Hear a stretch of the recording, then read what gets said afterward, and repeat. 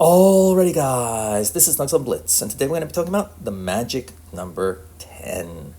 Yes, the 10v10 mode has come and gone, sadly, from the game, but it will return in the future. I think this is a great step for Blitz, and today we're going to be running around in tier 10 in 3 tanks. First, in the Malshin, which is my favorite tier 10s, the E5, which is probably the most versatile tier 10 tank. Oh, I'm sorry, with 4 games, I apologize. We got this one, the XM66, which is one of the most beastly tier 10 tanks, and the CS63, which did receive a nice buff. With that little intro out of the way, let's get to our first game, shall we? Now, as I've said before, in 10v10, you can't analyze the team lineups. That's what I normally do at this point in the game. I said you should look at the platoon if there is one, and that's about it. That's the best you can hope for. But why am I sharing this game with you? Well, I'm going to play this crazily. I'm going to head on the medium side in a super heavy. In fact, the heaviest tank in the game. One of the slowest, too. So you might think, well, Snugs, you're insane. You're crazy. You can't do that. You're in a super heavy. I do not care. I lose a lot. Why? Because I don't care. I do crazy things because I'm testing things out. Will this work? Will this not work? I don't believe in the concept of you have to do one thing every time. Why not live a little? It's important to remember that this is a game. Live a little, have some fun, try things out. It's okay. Now, admittedly, losing a frick ton of games is not much fun. You'll probably give up. However, losing a few games here and there, big whoop. You know, I just don't care about my win rate. I've got 100,000 battles under my belt. I don't like doing everything the same way. Now, here we go. I'm almost there. I'm going to be lit up any time now. Here I go. I'm pushing it hard and heavy. Whack this guy. Or I was about to. There we go. This guy is totally dead, so I'm going to ignore him. I'm just going to push on in against 4 tanks. Here we go.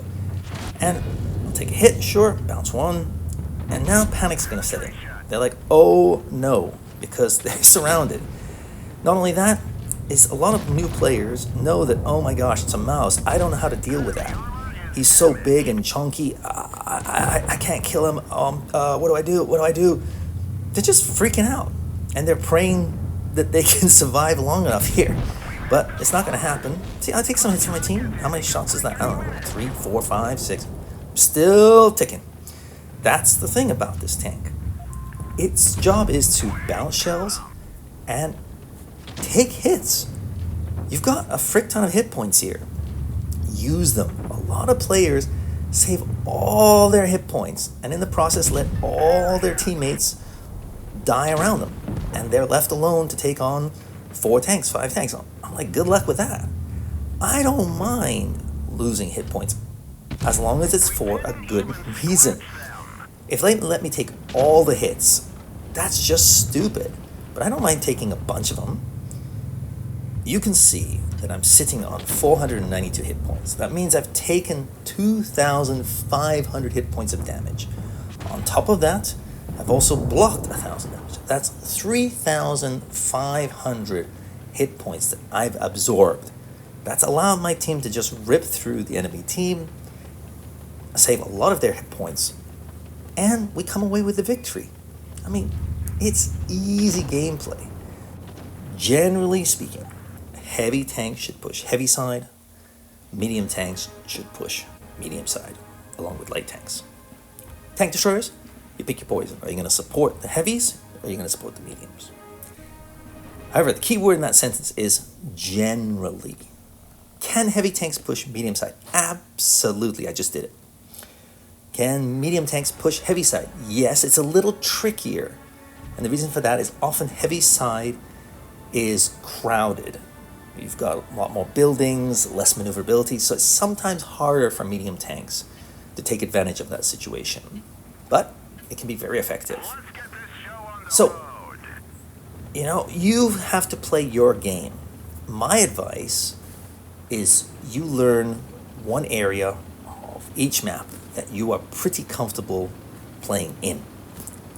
For example, on this map, if you're comfortable playing the corner, from both spawns, then go there. Learn how to deal with one area of the map effectively. Don't need to worry about the rest of the map. Just focus on one area at first. Learn the pros and cons about going that direction and which tanks and which positions work. I'm going to head over here. I might take a hit as I cross. There's a lot of tanks, but I think I might get away with it because they're not looking. Get a nice shot in there. So I didn't take a hit, and I'm able to support our T-22. And Sheridan is going to get gone real quick. I want him off the battlefield. T-22 wants him. I want him. He's almost dead, so that's good news. Can somebody finish him off? That would be nice. This guy's backing up. That's not a good position for him. He's not hull down at all, so Patton doesn't really know what he's doing. Okay. See, great position for a tank such as this. Patton can work in this position as well because of their strong turrets and their ability to just peek on over ridges and things like that. Here he comes. He bounces me. So, yeah, now he's in all sorts of trouble. He doesn't know what he's doing. Yeah, he's dead. And, yeah, this game is pretty much all over. That's AP there, 400 and change. But when you switch to HE on American tanks, the rear of them, you can pump it up to 500 plus. That's good stuff. You gotta remember one thing about HE if you didn't know. You can't have something in between. So, for example, a bush or a container, because that will take all the HE. It won't go through that. So, AP is better if you've got something in between. It's more reliable, guaranteed. HE, a little bit of a gamble. But against French tanks, side and rear, and American tanks, the rear, that's the way to play it. I'm going to peek on over here. Yeah, goodbye, Mr. FB. You are so dead. Might take a hit, but do I care? Nope. Okay. So, this has been a very, very easy game. 2 tanks left. I don't think I'll be able to get any more damage out, but I'll see what I can do. If you're looking for a starter tier 10 tank, I would say that my 2 recommendations are the E5 for its versatility and the E100 because of solid armor combined with that big booty gun. Both tanks are great, just which do you prefer? Do you prefer maneuverability and versatility, or do you just like a big gun that intimidates people? Solid game, not much else to say about that one. Moving on to our next game, and this is rather funny. I'm in the XM66F, which is an absolutely godly tank. If you can get it, get it.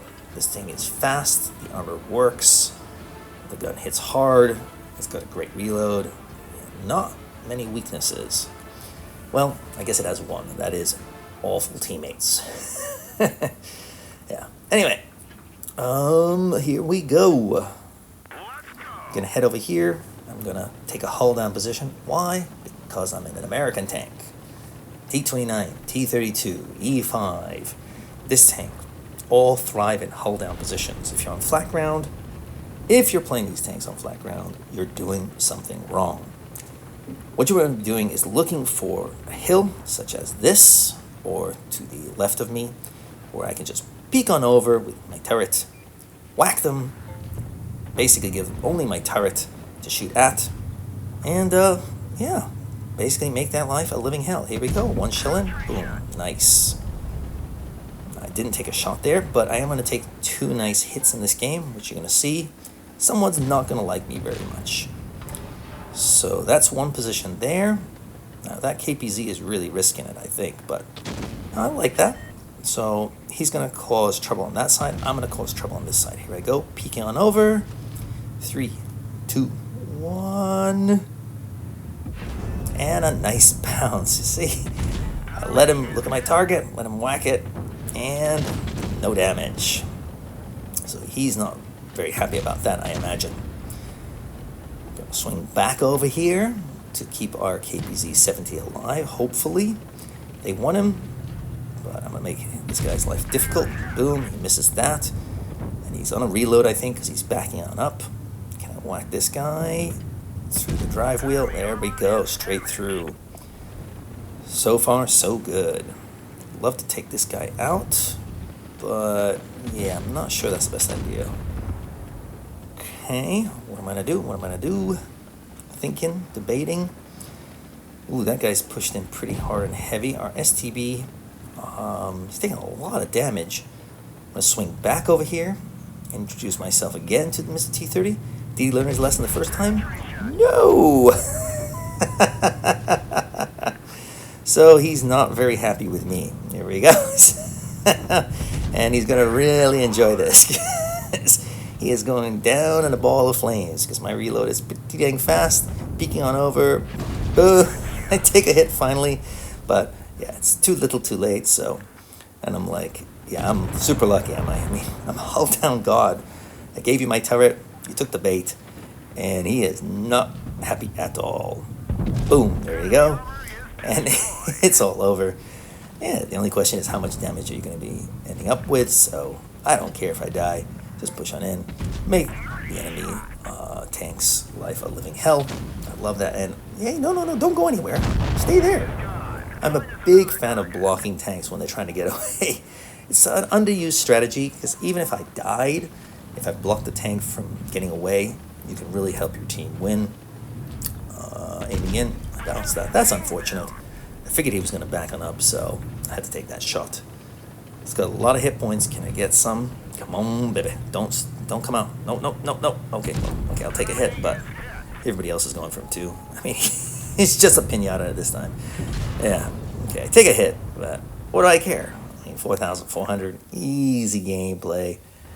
That's how you play the XM66F, but that could have been a T32, T29, even an M6. Just go hold down. 1,800 block damage, yeah, very solid game. I mean, 10v10, so much fun, and that VZ is a very nice tank now. Yeah, it's definitely one you want to pick up as well. And that's a tech-free tank, so. Moving on to our last game in the CS63, and I must say, I played this for a few games, and I'm like, what is this? This tank used to be scraping the bottom of the barrel. This tank sucked, and no redeeming qualities. Yes, I had good games in it, but it was a rough ride, pretty much outclassed by every tank. But here we go. You're gonna see what happens. Here I go. I'm just like, off I go, and acceleration. I'm like, whoa, what's this? I'm like, whoa, this is moving pretty nice. And whoa, I'm like, look at me. Now I know it was a decently fast tank before, but it felt sluggish. Now it feels like a freaking rocket. I'm like, heck yeah, firing. Okay, wasn't able to get that, but with the rest of the team going that way, what I will do is just sit back here and snipe for a little bit here. Will it pay off? Let's see. My guess is they're going to push these Sheridans back as they have freaking long reloads. So once they've fired, they're just going to be pressured into... Yep, there we go. First shot in. Nice. Can we get a second shot? Come on. Oh my god. These guys are in so much trouble. It's all over. These guys are dead. Now, not the game, but I mean, it's all over for those two guys. That's what I meant to say. And now I'm going to push on in using my speed. And I'm telling you, this tank glides now. It feels very much like a KPZ 50 ton. Here I go. Yeah. Let's get in there. I do like the acceleration. It really makes this tank feel so much better. I could change to HE there, but okay, the rest of the team is going to shred that guy. Let's go and deal with Mr. Kara. Now, the Kara has one fatal flaw. That is, once he's fired his 4 shells, he's absolutely useless. And yeah, he bounced that shell. That's not good news. So my turret's working, doing its job. He misses that, so he's fired 2 shells, got no damage, and now he is dog meat. Poof. But although the enemy flank has fallen apart in a big way, okay, yeah, he's gone. Our heavy side will fall pretty dang quick too. So although we took the early lead, this game is going to get a little bit more tense. Okay, so in a second it will be 5v5. Pretty much heavies versus mediums. Let's see what happens. I'm going to look for those easy targets. See if I can pick off a tank or two. Make or simplify our strategy. Okay, going for reload here, and come on, I want that guy over there. I'm gonna go for this guy for, oh god, that armor. Ugh. Man, the Type 71 is just such a pain to deal with in a medium tank. But that doesn't mean he's impervious, because he is a heavy tank after all, and now he's been distracted. So good job, Mr. Medium Tank. There you go. Now we can rip you apart. There we go. Good job, 140. You're my man. Like you. Taking the slight lead here. Well, I think it's all over now because two tanks are one-shots. I'll swing around. Now I hit the frickin', what do you call it, lumber there. But I want this guy. Don't mind taking a hit. Dang it, he tracked me. That's unfortunate. I'll probably take another hit. Or is he in a long reload? Oh no, Mr. Crab. You are totally screwed now. So, take a hit. No, he's not even looking at me. So, game over. And let me tell you, the CS63 is much improved. If you've been wanting to check out a medium tank, do not sleep on this tank. It feels so much better. Whatever you did wargaming, I tip my hat off to you. Good work. It's definitely a much improved tank. So, 10v10. Let me know in the comments, do you miss it already? I know I do. Everyone I know who's played this game for a few years absolutely loves the 10v10 mode. So bring it back, Blitz. What can you do in the meantime? Well, consider liking this video. It does help out the algorithm. As I said, comment down below. That also helps me out. And if you haven't subscribed, consider subscribing. One other thing, you can become a Patreon if you really want to help grow this channel. And that's all I got for you. I'll see you tomorrow. Snugsonblitz.